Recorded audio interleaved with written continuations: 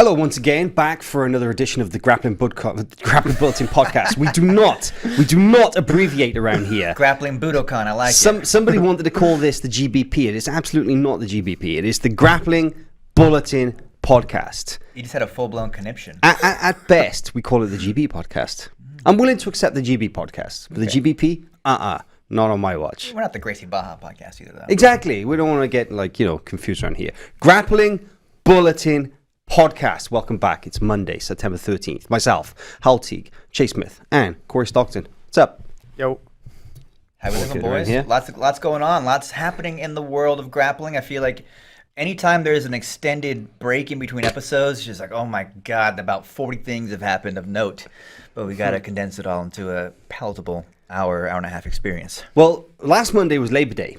And also, it was the day that we were all traveling back from Pans. So there was no podcast last week, which is a shame, because there was actually a ton of good stuff to talk about, because Pans was awesome. Pans was actually really, really cool. And, me and Corey were on the ground there. We had our new team member, Trey Robinson. He was also there with us at his first major IBJJF event, part of the FloGrappling crew. That's an experience. Connor was there as well. Yeah, a trial by fire, but man, he did so good. He did really, really good. You catch up on Pans? The content was great. I was definitely glued to the screen, at home. Great event. I had it running all weekend long, and of course earlier too for the color belts, but definitely watched a lot of the black belts. I was keen to see how Jamil will do.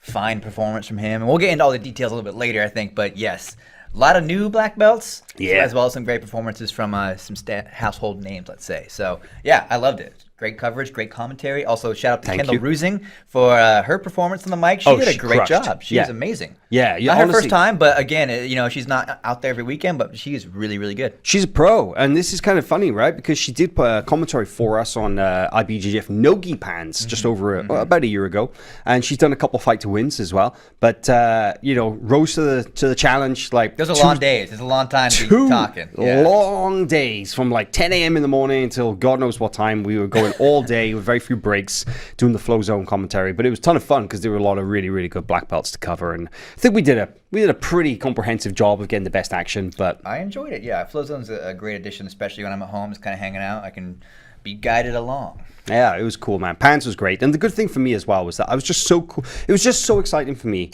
to have a high-level event in the gi again, because it's been a while, if you consider the fact that IBJJF, they've only been running opens so all year, for all of 2021 up until now. They had no gi Pans, which of course no gi, but everything else has been like Alabama Open, Orlando Open, this, that, the other Open, which is cool. But there's something special about Pans, something special about the IBJJF majors, about these big multi-day gi events, where you just follow the storylines from blue belt to black belt. It's really, really special, and I'm glad that these events are coming back because we've really focused on no-gi here at FloGrappling, right? It's true. I mean, it's been what's happening. Of course, we also have our own show, Who's Number One, which is no-gi. And there's been gi, taking place, right? BJJ Stars, BJJ Bet, Fight to Win. There's been plenty of gi events out there, but they come and go, and they're not necessarily the same magnitude as a major, like I say, a multi-day tournament. There's something really, special and prestigious about something like IBJJF Pans. But you know what it did for me? What's that? Man, it reminded me of actually how cool the gi can be. Because there's been so much focus on no-gi this year, right? And even myself, I'm kind of guilty of it, right? But I started training some no-gi as well, And we always used to joke, right, Corey, that you're the no-gi guy on the team. Not anymore, not just you, right? Yeah, I think a bunch of us have really been picking it up, and it is. We've been excited based on kind of what we've been showing here, and everybody's been kind of flocking to no-gi, but it's time to put the jacket and pants back on. Yeah, I got to say that, I did some no-gi training recently. I went to 10th Planet. Obviously, I went to Paragon, which is where we all train here in Austin. I even swung by the very first B-Team open mat, which was insanely packed. But it was cool to be training no-gi, especially because, we need to talk about no-gi for Who's Number One. So I kind of feel like I need to know what's going on, and I need to understand some of the positions a little bit better just by watching. But when I watch Pans, and then I went back into the gym last week after Pans, I found myself subconsciously doing some of the moves and the techniques that I'd seen people do in the weekend before. Just like, man, the gi, there's so much going on, there's so much cool stuff, and it was just fun, man. It was just really fun. Yeah, it was a lot, and we'll get some highlights going a little bit later in the show. Yeah, but I agree. I mean, the gi will always have my heart. I love special no gi place too, in our hearts. but Exactly, yeah. that is the special thing I think about tournaments, like you mentioned. You see the cutting edge technique, right? Because some people hold on to some things until it's time to actually compete, right? Oh, so yeah. there's a lot of information out there, but there's always something a little new, some debuts, let's say, or some new looks. Even sometimes it's like a new person or a new face. Like, that you know, too, yeah. Fabricio Andre, for example. You know, that guy, he had such a breakout performance. But, I mean, we knew who he was, but we just haven't really seen him in action too much, especially at the black belt level, right? This is his big debut at Pans. And how can you not get excited watching a guy like that, right? You were all about it too, right, Corey? Yeah, I mean, he certainly has an energy that makes you excited to watch him. Just the way he steps on the mat, right? He's got this great entrance. He's got this great kind of routine he does when he starts. But even a lot of kind of cutting edge, like we're talking about, techniques coming from him. The way he got out of the lapel guards, the way he got out of the omoplatas. There's always a lot to be learned from these events. Also, I have to say, quick shout out, because Victor Hugo, black belt champion in the ultra heavyweight division, taking his first gold medal at Pans as a black belt, but with a really good old fashioned flower sweep to the back. That's right. That was a Right. great finish there. Yeah. Ricardo Amendolia Balea, he did a really cool breakdown of that Grappling Evolution. You can check it out on our site. But the way that Victor Hugo used his classic sweep to take the back and to get the submission as well. So it's not always the newfangled stuff that's exciting, right? That's true. But, you know, a new look at something old and proven and tried and true. There you have it. Shall we move on? Shall we talk about some of the upcoming events on FloGrappling? Because we have a few on the calendar.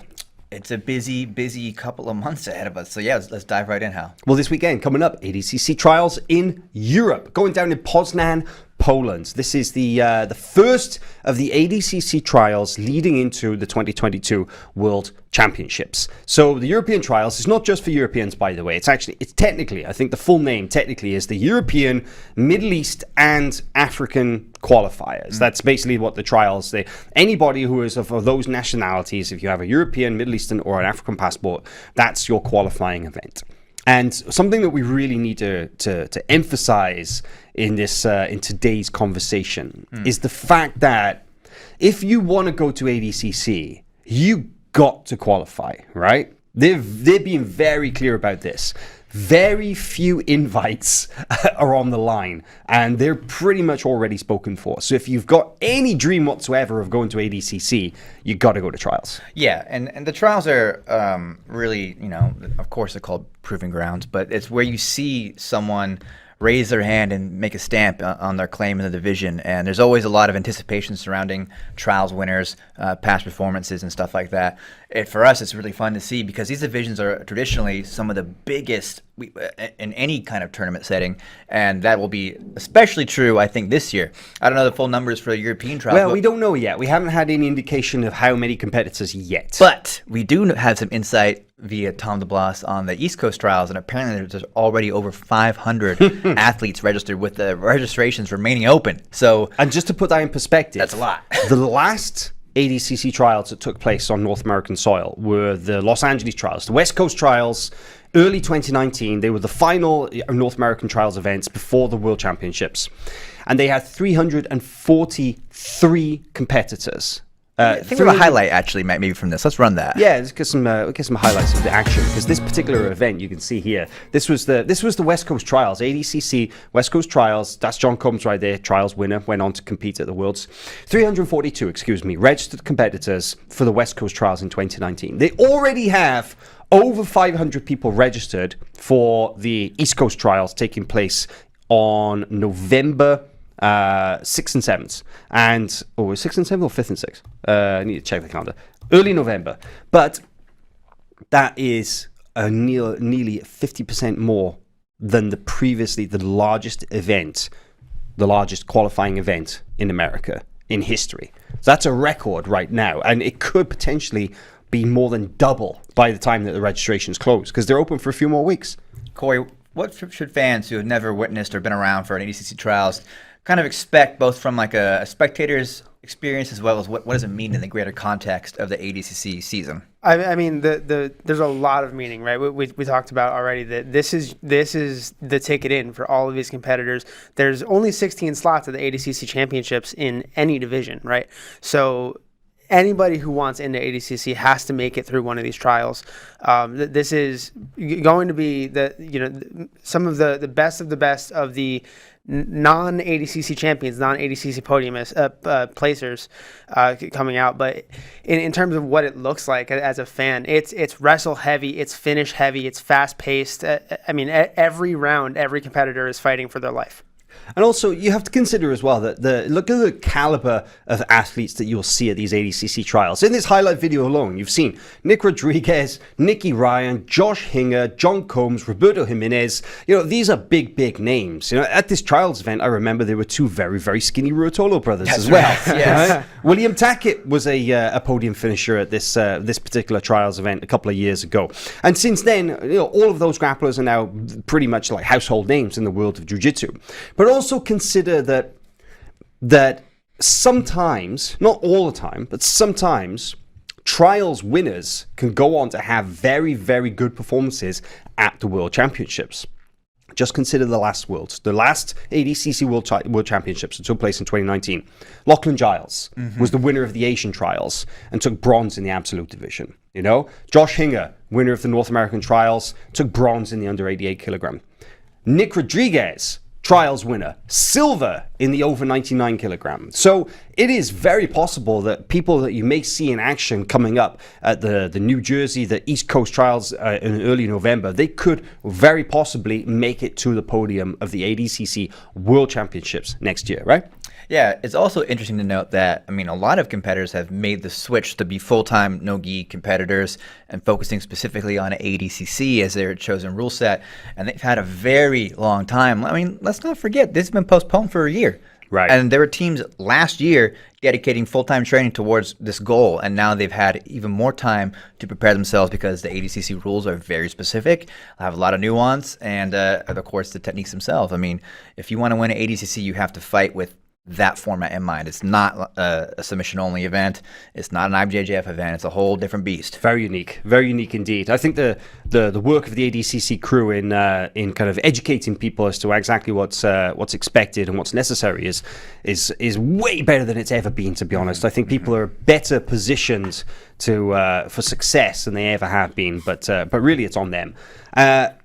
Something to note about the East Coast trials as well, taking place 6th and 7th of November, a 2-day event because there are that many competitors, being organized by Tom DeBlas in Bayville, New Jersey. And this is really cool because the 5 male weight division winners, 66, 77, 88, under 99 and over 99 kilogram, those division winners will qualify for ADCC in 2022. But Tom is also running 2 women's divisions, under 60 and over 60. And what he's going to do is he's going to pay for the winners of those 2 women's divisions to then travel to the West Coast trials to compete, where the winners of those divisions will actually qualify for the ADCC Worlds. So there's a great chance for female competitors to get extra experience because there's always been that criticism of they don't have as much opportunity to compete. There's only the one spot available. This is great. This is awesome. Tom's stepping up here by putting his own money on the line and saying to the ladies, hey, you want to compete in ADCC? I'm going to help you out. I'm going to help you get there. I think that's really cool. It is awesome. It's a great initiative. And, to explain a little bit more about why that's actually the case, the divisions are half as big, right? So they have one less chance at trials because there are 2 trials, East and West Coast, or in Europe they have 2 different locations, and that is to fill the 2 spots. Women only get 1 trials placement, hence East Coast trials traditionally does not have a way through. Now they are on the short list. If those divisions have run, they are an alternate right away. But now Tom is giving them a chance to go out to the West Coast trials on his own dime and compete. So we're super cool. I like it. I love it. Let's just talk a little bit about the growth of ADCC as well, because this event, it's been around for a long time now, since 1998, and has always had a very, very prominent role in grappling, right? Just the kind of the very name ADCC is very special. It's held in very high regard. But just consider the growth of this event over the last 10 years.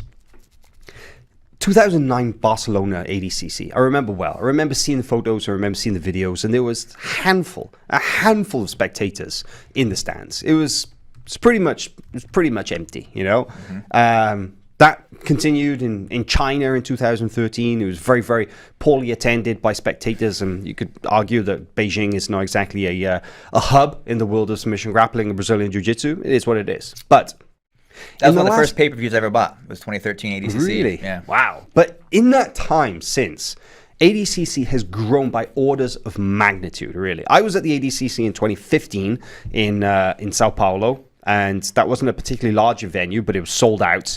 And then we were in Helsinki in Finland in 2017. That was an ice hockey arena. That was pretty full, right? I remember that was cool, and the local fans were really into it. Super into it. I remember seeing people from all over Europe at that event. I bumped into friends from France, from the UK, from Germany, from all over. It was a really cool vibe. 2019 was a 4,000 capacity crowd, sellout crowd in Los Angeles. Of course, promoter Mo Jassim, he wanted to do something special, so he got the Anaheim Convention Center. 4,000 people packed into that. That was awesome, right? It was great. It was great. Can you believe that Mo has booked the Thomas & Mack Center in Las Vegas for next year, for 2022? And he's going to run capacity of 10,000. It's so cool. And, we've put out some footage of the arena, and you guys might recognize it if you're MMA fans. There's, Pride events, I think, were held there. UFC, Pride. UFC events. It's massive. And it looks like a professional sports team's arena. I mean, that's what it is. Yeah. You're not used to that in grappling. Like, where's the high school gymnasium? This is a different league that we're going to. Credit to Mo for continuing to, over the years now, really elevate the ADCC World Championships and the trials themselves as well to a next level each subsequent year. It's been incredible. It really has. It's been absolutely awesome. So the first trials event go down this weekend in Poznan, Poland, September 18th. You can watch it all live on FloGrappling. We also have all of the brackets will be live on Flow Arena. So you can go in and you can follow the brackets in real time. You can track certain grapplers. You can track divisions. You can see the results. You can check the video replays. It's all right there on our website. And that goes down this weekend. You'll be able to see who the first people are to qualify for next year for ADCC. And basically who books their ticket to participate in what promises to be one of the biggest no-gi grappling events ever, right? Yeah, so it's must watch. Plus the European trials are cool because you get a bunch of grapplers that you typically won't see on Flow because they're just the location. They're based somewhere in Eastern Europe, right? So you see a lot of names you might not recognize, but a lot of excellent grappling. Yes, indeed. Yes, indeed. Shout out to the fans watching in the YouTube chat as well. We've got the usual crew. What's up, guys? It's always nice to have you join us for the show. And I think the next thing to do, man, we gotta talk about some news, which personally wasn't news for me, but I think has resurfaced in the community. And maybe some people missed it when the announcement came out a couple of months ago, but now they've kind of realized that, hang on a second, Andre Galvao is in for the ADCC 2022 Superfight, and that puts him on a collision course with Gordon Ryan. Now, that's big news for sure. Now, this actually was confirmed back in July, right here in Austin, Texas, on Who's Number One. And we're going to play this video right now so you can actually hear Andre Galvao say the words himself. Play the video, Tyler. Andre, of course, big news recently is that you confirmed that you are going to return in 2022 to defend your ADCC Superfight title. That's big news. Now, we kind of thought maybe 2019, that you might not come back, that you were on the verge of retirement. Tell us, what brought you back? Yeah, so I never say no, right? So I remember right after the ADCC, Mo Yassin said, "Oh, you gotta face off, Gordon. Let's see if you promote this fight." And then people wants to watch the fight. So unfortunately, Gordon, right now, he's not able to compete right now. So we don't know what's gonna happen. But I decided to compete because, man, I really love to compete, and I was promoting the fight. I was bringing up some hype, and I decided that. And not right now, I'll be ready. So in 2022, I'll be there, on the arena, and I'll bring the show for the fans and to all my team, my family. And important to note as well that you did accept the match. You did confirm your participation before Gordon announced his sickness. So, of course, it could be him, it could be somebody else, but whatever happens, you will be there. I'll be there. Awesome. Well, we're looking forward to it. We're very excited for that. Thank you very much, Andre. My pleasure. Good luck tonight, and good luck to your students. Congratulations. Thank you. So there you have it, the man himself confirming that he was in. And now let's just clarify, right? Because we kind of mentioned it there, because maybe Maybe people are unsure of the timelines exactly, but of course that whole thing, the whole doodah with Andre and Gordon occurred. Yeah, that is one way of glossing over that interaction. It was a bit of a doodah. It was a bit of a doodah, a little bit of these bit things of a happen. confrontation. Yeah, happened earlier this year, and there was a long period of negotiation between Galvao and the ADCC committee as to will he, won't he, and he was on the fence for a while, and they said, listen, we need your answer, and he returned to them and he said, okay, I'm in, okay? Mm-hmm. And shortly after he said that, it's right around the time that Gordon Ryan said, man, my stomach's really bad, I'm out. I'm out, I'm not competing until further notice. So I think some people actually thought that Galvao only said that he was in for ADCC after Gordon said that he was having health problems. True. But that's not the case, right? Right, exactly. That was a perception for some people, but we have screenshots or even on some of the news releases that went out around the time that were to Mo with Andre confirming his participation at least a week in advance of Gordon's announcement. So Andre was ready for Gordon, and then of course things changed, and we still have plenty of time. Gordon has commented publicly that he wants to come back. That's the goal. So, I think everyone's hoping that we see this match finally after all these years. Well, it could happen because, Gordon's treatment seems to be going really well, and, he's been pretty open about his treatment plan, and he's worked with numerous doctors, and he seems to have actually discovered the root causes of what he thought was originally gastroparesis. But actually, Corey, it turns out that it's like a series of really nasty bacterial fungal infections. Is that right? You remember all those names, right, Corey? Of course. Yeah, that's what Gordon and the crowd have been saying online, and I'm no doctor, so I'm not the one to disprove it. But it sounds nasty. It sounds gnarly for sure. Maybe he needs some more of that. What you got there? I think Gordon's been on the kombucha kick way before I have. And, Nature's remedy. I guess it didn't help, so we're looking to some new solutions. There we have it. Well, see, Gordon's treatment seems to be going relatively well now that he has an idea of what ails him. And hopefully, given the fact that ADCC is still over a year away, plenty of time for him to get ready and to return in peak condition for that. Because Galvao takes it extremely seriously, right? Absolutely. He basically trains for that for 6 months straight. Yep. No day. You're just insanely focused. It is one of the most impressive camps I think I've ever seen in our sport. And he's done it several times now, but every year you see, on Instagram when you go on, Andre is working 3 times a day, 4 times a day, teaching classes, doing lifting. It's something else. So yeah, he comes in shape, to say the least. Yeah, I cannot wait. It is no exaggeration whatsoever to say that this is the most anticipated super fight in no-gi grappling that could possibly happen, right?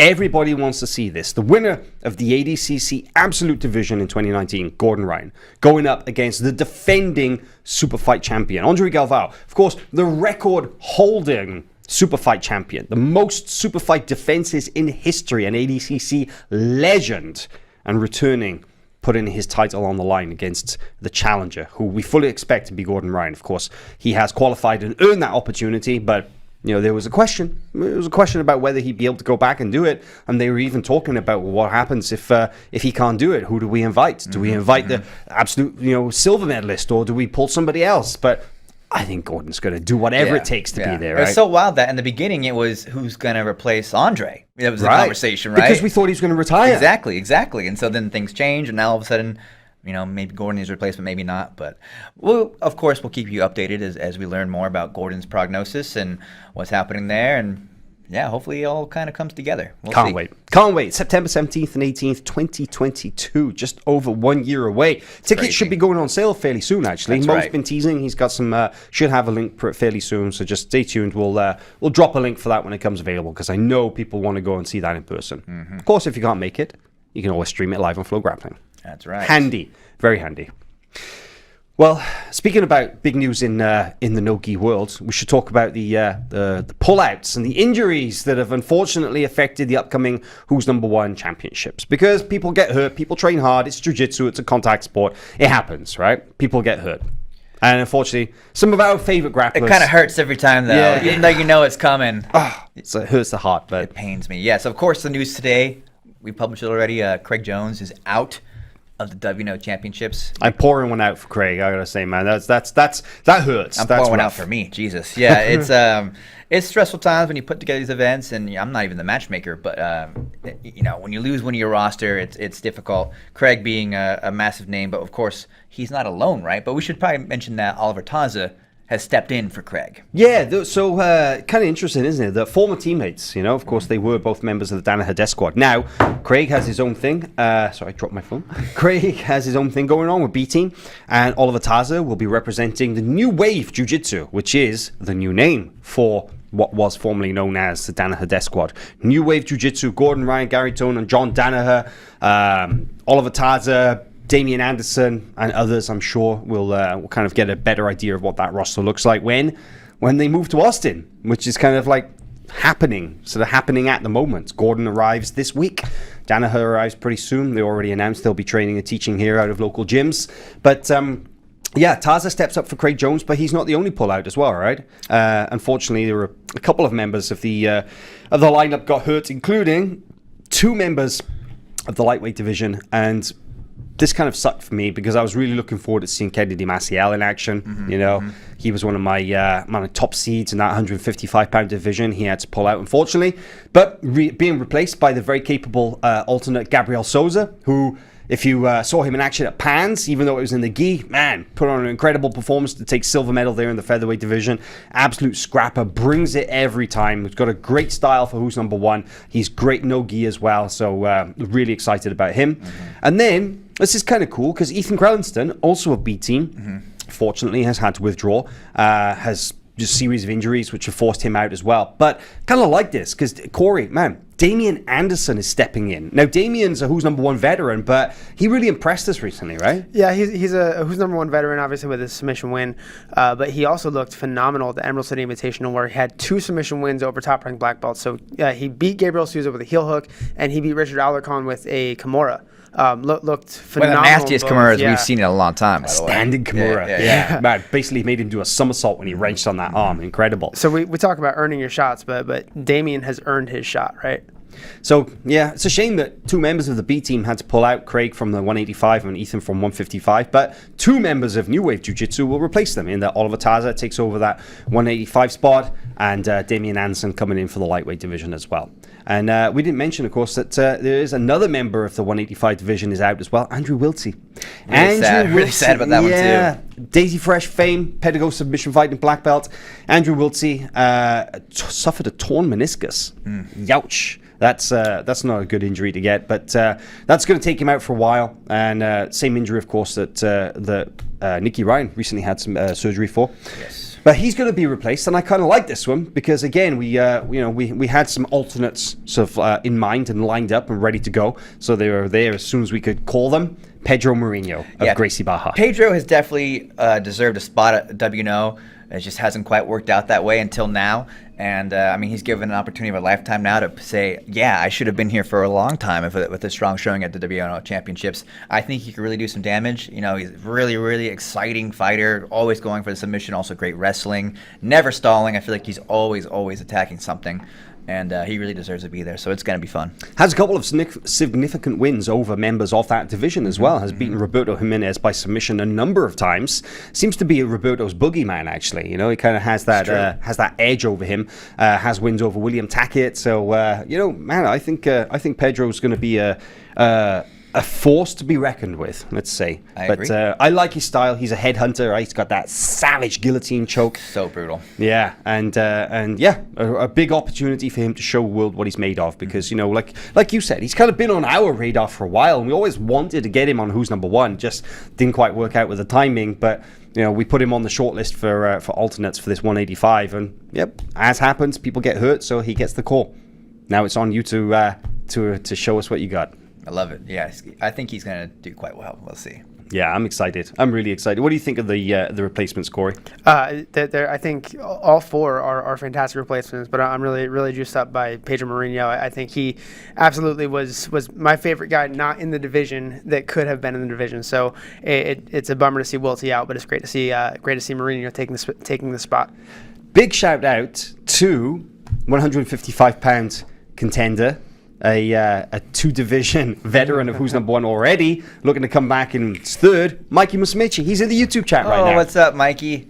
I hope you're feeling better. I saw on your Instagram story that battling some cold or something. Says he is. Says he got really sick, but he's finally back to training today. Yeah. Excellent, excellent. We're going to have to wrap you in bubble wrap, Mikey. We can't afford to lose you, okay? It's like just pretty much 10 days out, okay? 2 Tell weeks. us what kind of pasta you need. We'll make sure you get it.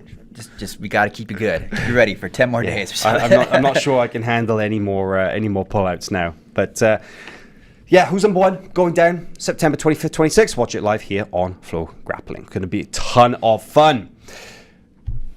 We talked a little bit about Pans earlier, right? Having a chat about the gi. Man, it's some really cool stuff at Pans, I got to say. Including some really, really good black belt submissions, of which, Corey, I think you may know 1 or 2 things about. Yeah, or maybe 5 even. There were all the submissions at Pans were incredible. I think we came up with a list of our top 5, but it started with a list of 20, right? It was tough to narrow down the 5 best. But really exciting, like we were talking about earlier, to see the gi back in action and to see how fiery it can be.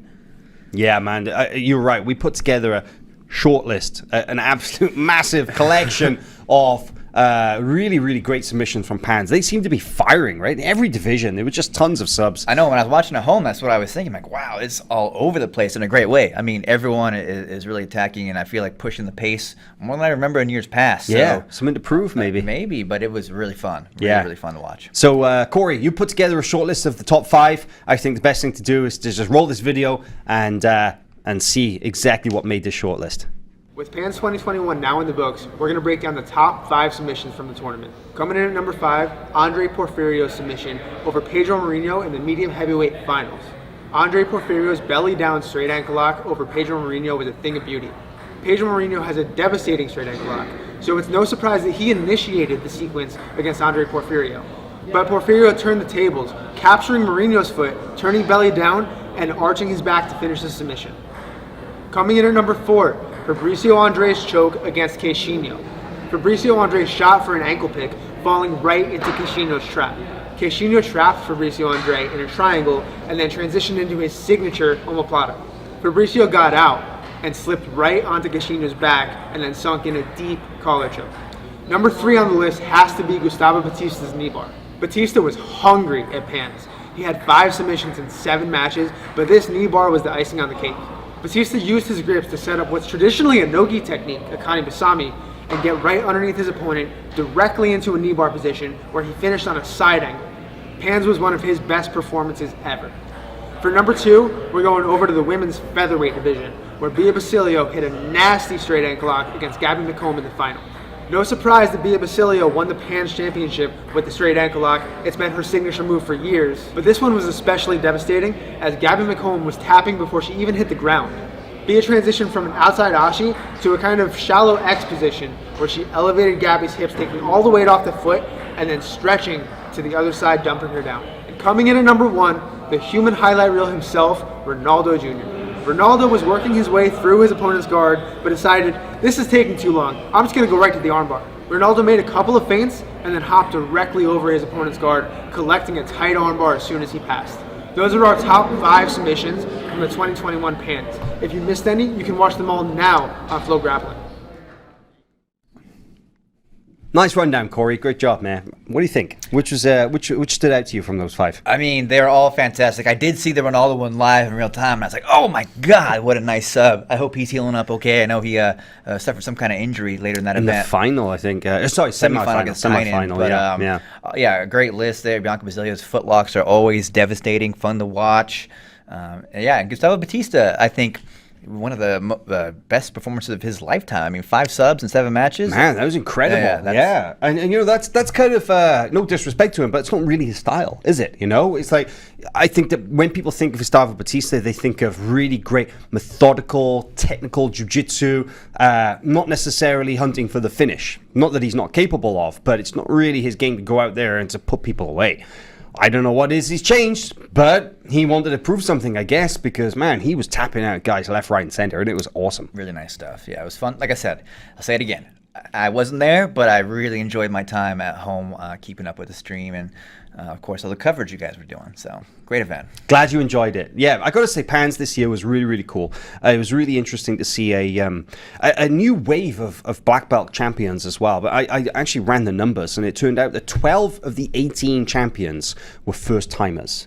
And I think that's really interesting. And actually, I ran the numbers back over the last couple of years of Pans, and I didn't yet get far enough to do like a real deep dive and to kind of like see what the absolute kind of like trend was here. But it seems that Pans has always been one of those tournaments that has offered up-and-coming black belts an opportunity to establish their names in the sport. So if you look at certain years, like I'm thinking 2018, for example, the less than half of the competitors who made the top of the podium that year, less than half of the champions were first-timers. There were a lot more established names. I'm talking about, you could see guys like Leandro Lowe was out there, for example, collecting gold medals. He's got already tons of them. But over the recent years, in the last couple of years, that percentage has gone up and up. And it seems that since 2019 and onwards, Pans is now like the springboard for the next generation of dominant black belts. Now, the next step for me is to dive in and to see what the success percentage is like of those champions after they've won Pans.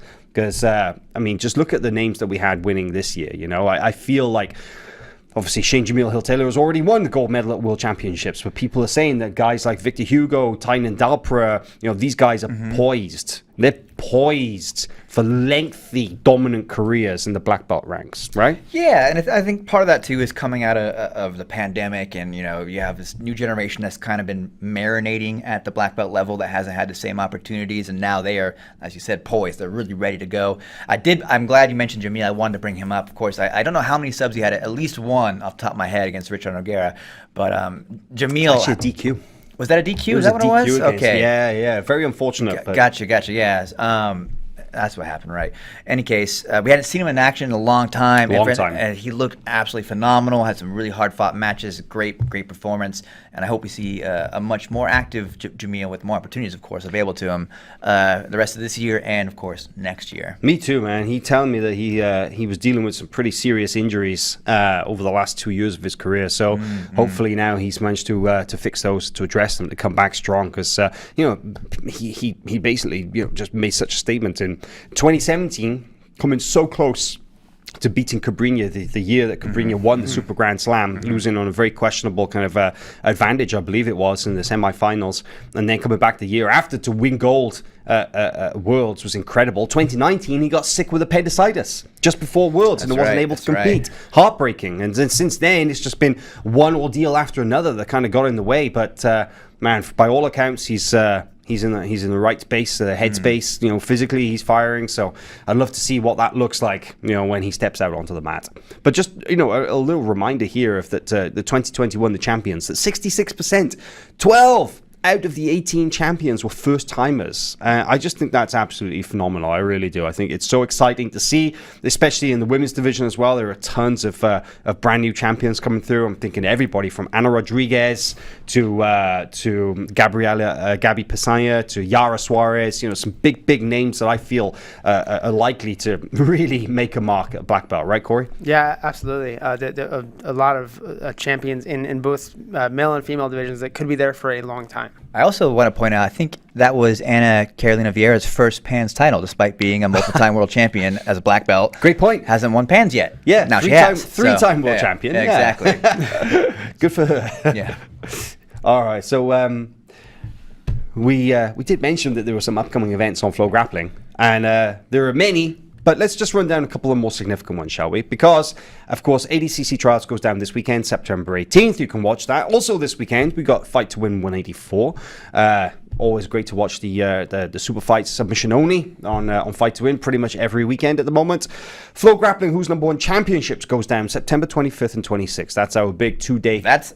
That's next weekend, ladies and gentlemen. I mean, it's coming up. I'm really excited. Very excited. Yeah. It is right around the corner. Do not miss this one.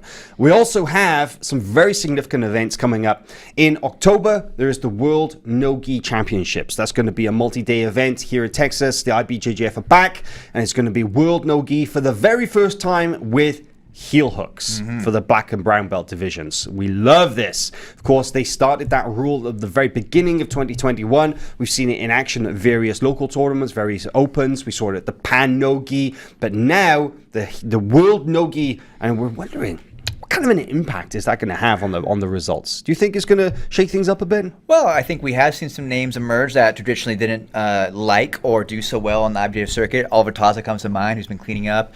Some other names as well. I think Stanley Rose has done really well at a few events. But I think it does raise the stakes of the event.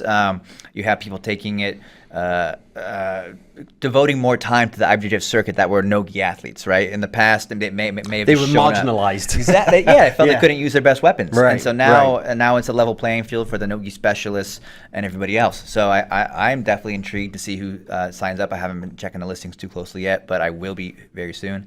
And We got a few events to get out of the way with. we got first, stuff yeah. coming up, but yeah, I think this will be a very interesting, changing of the guard, if you will, of the No-Gi World Championships for the IBJJF.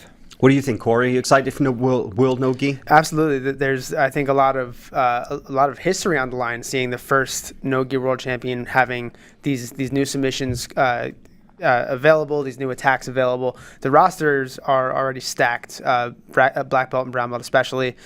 So yeah, this is going to be just another. Really, it's the first world championship we've seen since 2019. I love it, man. I'm super excited. I got to say, the World No-Gi for me has always been a great event, but now this year with the heel hooks, I'm excited to see who's going to get to the top of the podium, because, there's definitely been some new faces in Pan No-Gi, but it's also been a lot of the old faces using new techniques. I kind of like that too, so shakes things up. Another big event taking place in October, of course, is our Who's Number One event, with the main event of Beatriz Mesquita versus Luisa Montero, and the co-main event, another title fight, Natalie Ribeiro versus Fionn Davis. Throw the graphic up real quick, Tyler, so people can see, because this is awesome. But man, two seriously powerful women's title matches will take place on October 20th here on Who's Number One. Bia Mesquita versus Luisa Montero, Natalie Ribeiro versus Fionn Davis. That's super exciting. Absolutely. Also, 3 out of 4 of those athletes debut at Who's Number One, getting some new faces, even though they're very well-established athletes. 2 of 4. 2 of 4. 2 of 4. That's right. Louisa's been on as well. Yeah, my bad. Anyways, we're introducing some new athletes to the series. We'll have some more, of course, matches still come, and I think you'll like those names as well. Oh, yeah. We got some more match announcements in the works. We were going to save those for a while because, of course, we got the big Who's Number One championship coming up. We want to make sure we get that out of the way with first, but some big announcements to come right around that weekend, so keep an eye out for that. But yeah, I'm really excited for this. And the fact that we have 2 title belts on the line as well. So the 125-pound belt is on the line between Bia and Luisa Montero, and then it's no, wait, hang on, is that correct? Yeah, sorry, hang on a second, these weight classes correct, or did you get this the wrong way around? Who's fighting for the 135? Is that Bia versus Luisa? It is, right? I want to say that's the case. And then 125 is for Natalie and Fionn, correct? I believe that's correct. You need to update your article, Corey. Boo! Boo that man! Boo that man over there. But man, it's going to be super exciting. Can't wait for that one. Really, really cool. That's pretty much it for today. Yeah, plenty. Of course, those ADCC East Coast trials are peeking their head out around the corner behind all those events as well. So very busy fall and winter lineup coming to FloGrappling. We'll be sprinting along the way, getting all the coverage. There's still a chance actually for people to sign up and register for ADCC trials. But do it quick, because they may have to cap that. Yeah, they may. I mean, it says right now that registration is open until October 27th, but I don't know. The numbers get to like 1,000 competitors or something, and they may see that happen, and they may have to cap it. So it'll be a week-long event. Yeah, it's also probably going to be 6 matches to win gold. Yeah, 6 or 7. I mean, I don't think I've ever seen a tournament go over 7. That's a lot. They got to be over 100 athletes at that point, I think. But yeah, right. 24. But yeah. All right, guys. Well, we're going to be back for one more episode of the Grappling Bulletin podcast, not the GBP, the Grappling Bulletin podcast, before Who's Number One next weekend, and then we shall have a nice little recap show for you just after that as well. But we'll be back soon. Take it easy.